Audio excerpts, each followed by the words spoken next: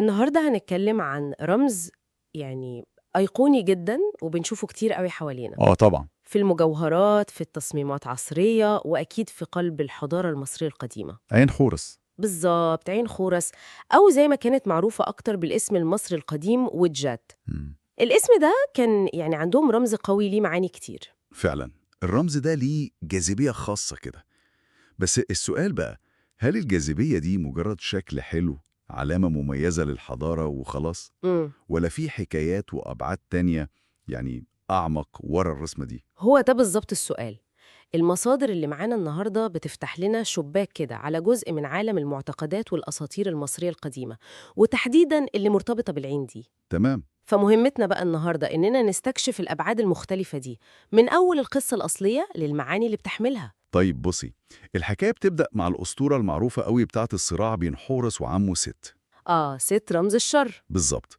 في المعركة دي حورس فقد عينه الشمال، عين القمر يعني. وهنا بقى بيظهر دور الإلهة تحوت، إله الحكمة والمعرفة. أيوه. دوره ما كانش بس إنه يصلح العين وخلاص، لأ، ده هو اللي جمعها ورجعها كاملة وسليمة لحورس. تمام. وهنا تحديداً في الحتة دي بتيجي قوة العين كرمز للشفاء والكمال واستعادة القوة. صح. يعني مش مجرد رمز أسطوري، لأ، ده فعل استعادة حرفي قام بيه تحوت. بالظبط كده. ومن هنا، من النقطة دي، أصبحت ويدجت تميمة قوية جدا للحماية من الأذى، للشفاء الجسدي والروحي وللتجديد كمان. يعني الأسطورة هي اللي أسست للمعنى ده. تماما.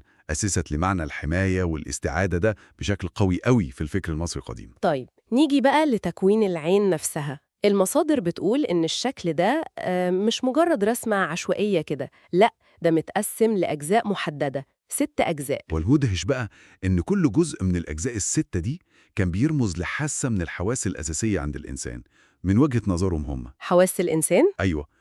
ومش بس الخمسة اللي نعرفهم. 6 حواس تقصدي إيه بالظبط؟ هم كانوا بيعتبروا الحواس ستة: البصر، السمع، الشم، التذوق، اللمس، والسادسة؟ والحاسة الستة كانت التفكير أو العقل.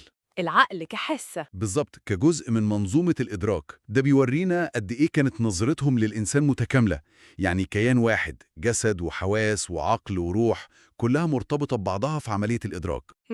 يعني الرسمة نفسها بتلخص فلسفة كاملة عن طبيعة الوعي البشري. أيوه، ممكن نقول كده. يعني الرمز ما كانش مجرد حماية وبس، لأ، ده كان تعبير عن فهم عميق للإنسان نفسه. لأ، دي رؤية متقدمة فعلا. وفي نقطة تانية يعني بتثير كلام كتير وتساؤلات وانبهار كمان عند بعض الباحثين: اللي هي التشابه الملحوظ بين شكل أجزاء عين حورس لو ترتبت بترتيب معين، وبين قطاع عرضي لمنطقة مهمة في المخ البشري، في المخ. زي إيه مثلا؟ زي منطقة المهاد ثالاموس والغدة الصنوبرية pineal gland.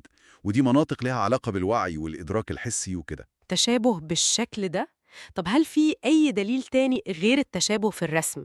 يعني لقينا مثلا برديات بتشرح التشريح ده؟ لا، بصراحة للأمانة مفيش دليل نصي مباشر يدعم ده بشكل قاطع لغاية دلوقتي. هي بتفضل نظرية مثيرة، بس مبنية أساساً على التشابه البصري.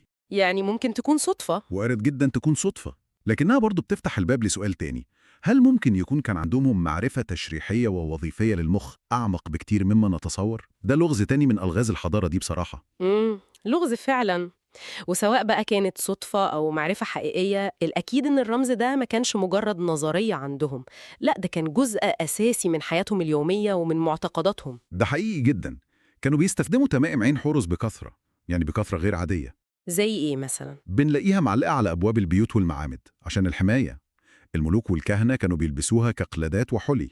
للحماية الشخصية يعني. بالظبط. وكمان كانت بتتحط مع المتوفى في المقبرة كضمان لسلامته وحمايته في رحلته للعالم الآخر.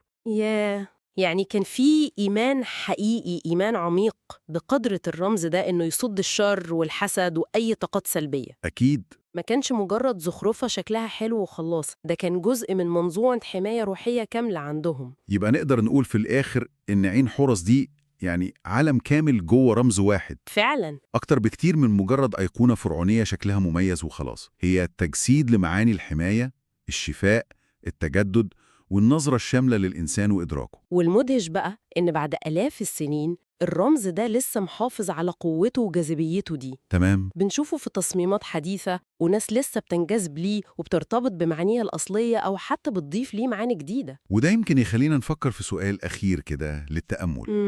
إيه السر يعني ورا قدرة الرموز القديمة زي عين حورس إنها تحمل كل الطبقات دي من المعاني؟ وإزاي بتربط بين المادي والروحي بالشكل ده؟ وإزاي الإيمان بقوة الرموز دي بيستمر ويتجدد عبر العصور والثقافات المختلفة؟ سؤال مهم فعلا. ده سؤال بيفتح مساحة كبيرة للتفكير.